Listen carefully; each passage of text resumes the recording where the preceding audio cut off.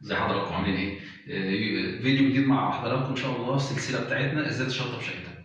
هنتكلم النهارده عن نقطه مهمه، هي ازاي اقدر اتحكم في منسوب مفاتيح الكهرباء والفيش بالمنظر ده.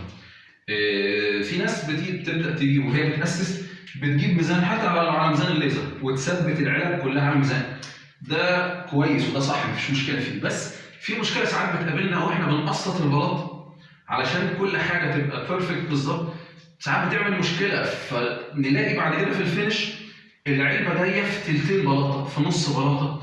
فطب نتجنب ده ازاي؟ انا عن نفسي في شغلي انا بعمل الاتي: انا بحط الماسوره بتاعت الكهرباء اللي بتغذي الفيش بتاعتي كلها على كل داير ما يدور المطبخ، بثبتها كويس جدا بالاسمنت اللي اربطها، بس بسيب العلب حره.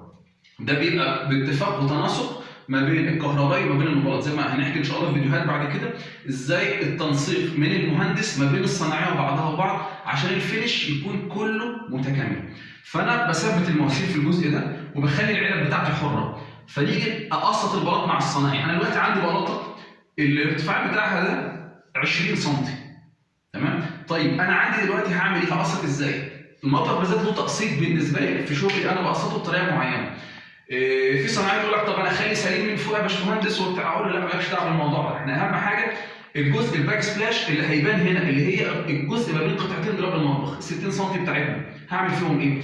لو انا عندي بركب بلاط كبير 120 في 60، يبقى انا هحافظ ان من الجزء بتاع الجزء اللي في النص ده هو ده اللي هثبته، وبعد كده ابدا اقسط تحت وفوق مع الصنايع. فممكن تيجي فوق بلاطه لحاجه بسيطه، او من تحت ممكن تبقى غلاء، كل ده فوق وتحت بتضايق ولد دراب المطبخ، فمش فارق معايا.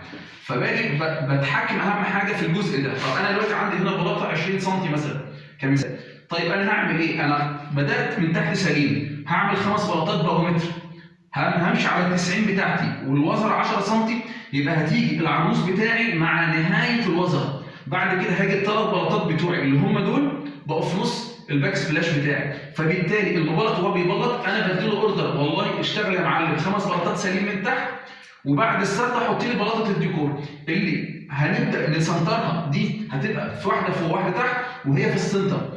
الاقي زي ما حضرتك شايف في الفينش الخط بتاع العرموس ماشي معايا، وكل العلب والفيش تكون موجوده على السنتر، بتدي شكل حلو، سهوله في الاستخدام، الشكل الجمالي في الاخر ديكوريا. بلاقي بلاطه الديكور جاي في السنتر، واحده فوق واحده تحت، ودولاب المطبخ القطعه العلويه والسفليه متسنتر بينهم، فبيبقى الشكل النهائي في الفينش جميل ومقبول ومريح لست البيت ان شاء الله. ان شاء الله موعدنا مع بعض الفيديو اللي جاي، ربنا يجيب لنا بيوتكم بركه ان شاء الله.